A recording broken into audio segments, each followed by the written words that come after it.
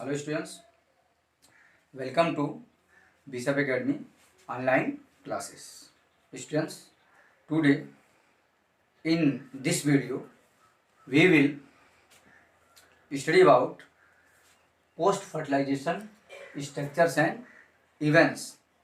But in previous video, in video 5, we already discussed about how fusion and fertilization takes place inside the embryo sac and which type of structures are formed after fusion and fertilization of gametes when the male and female gametes are fused together, when the male gamete fused with egg and when the second male gamete fused with the polar nuclei, what happens and which type of structures is formed. Firstly, we study about development of endosperm. Students, as you know, when the one male gamete fuse with two polar nuclei, it forms endosperm. And how it develops? The primary endosperm cells divide repeatedly and form a triploid endosperm. It is the primary endosperm cells. It divides repeatedly and form a triploid endosperm tissue. The cells of this tissue filled with reserve food material and are used for nourishment of developing embryo. Means endosperm is used for nourishment of developing embryo. In most common type of endosperm development, the primary endosperm nucleus, it is the primary endosperm nucleus undergoes the successive nuclear division and to give rise to the free nuclei, and this stage is called free nuclear endosperm. And by the continuous division, cell wall formation takes place and endosperm becomes cellular. Example of this type of endosperm, coconut water. Coconut water has a free nuclei. It is a nuclear endosperm because it is made up of thousands of nuclei, and the surrounding of these white kernels is a cellular endosperm. Means in coconut, two types of endosperms are found, nuclear endosperm and cellular endosperm. Endosperm may either be completely consumed by the developing embryo like in pea, nuts, beans, or it may be persist in mature seed.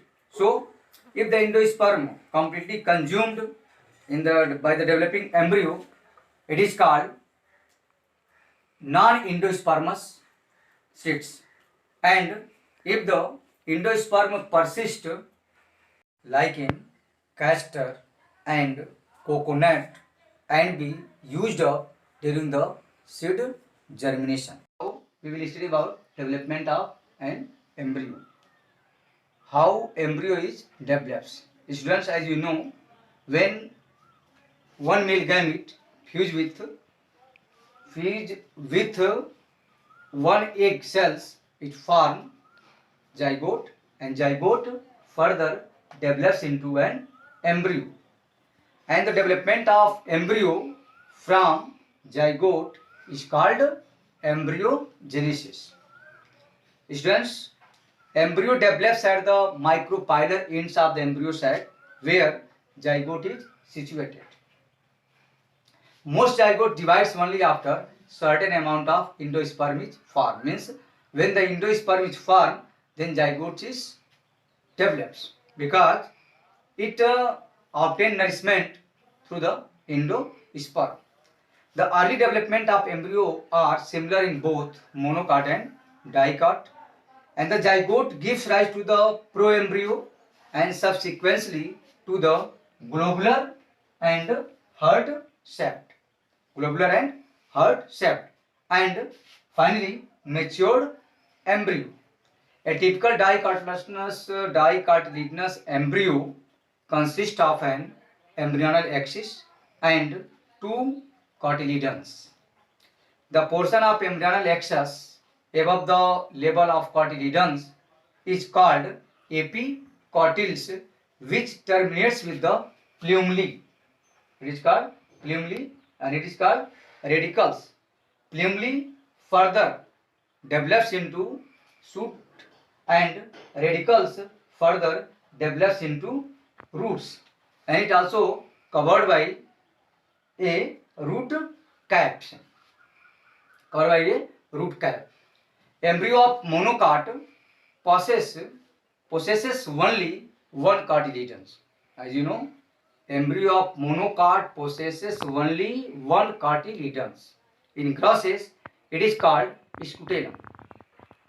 That is situated lateral sides of the embryonal axis, and at the lower ends of the embryonal axis has coleorhiza, and upper part of embryonal axis is coleoptiles. In monocotyledonous, coleorhiza further develops into roots and coleoptiles further develops into shoot. Means it is a protective covering of roots. It is called coleorhiza, and protective covering of shoot is called coleoptiles. By this way, embryo is formed inside the monocot and dicot plants. Now we will study about development of seed. Students, as you know, seed is the final product of sexual reproduction, and it is a fertilized ovules and form inside the fruit. And seeds are two types: endospermic or non-endospermic. Endospermic seeds are those type of seeds which have the residual form of endosperm, and non-endospermic seeds are also called X-albuminous seeds are those type of seeds which have no endosperm, because endosperm is consumed during the development of an embryo, and consumed during the development of an embryo. Albuminous seeds, example of albuminous seeds are wheat, maize, castor. Additionally, in some seeds such as black pepper and wheat, remnants of nucellus are also persist, and the residual persistent nucellus is called perisperm. And after maturation of seeds, it goes into the dormant stages, and it is required for storage of seeds for food purpose. But when it is required for germination, its dormancy breaks and seed germinates into a new plants. A mature seed cell, plumule, radicals, cotyledons, epicotyls, hypocotyls, it is called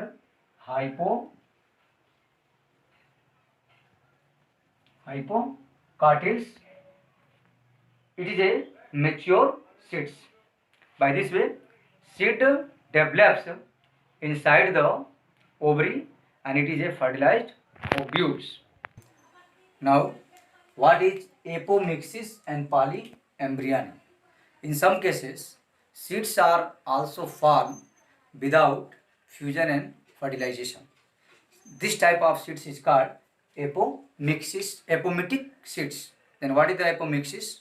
Formation of seeds without fusion and fertilization of gametes is called apomixis. And what is the polyembryony? Polyembryony, poly means many, embryony means embryo. Occurrence of more than one embryo inside a embryo sac, inside a seed, it is called polyembryony. By this way, this topic is complete, and this chapter is also completed. And now in next video, means when the chapter 3rd is starts, we will study about human reproduction. Okay, thanks.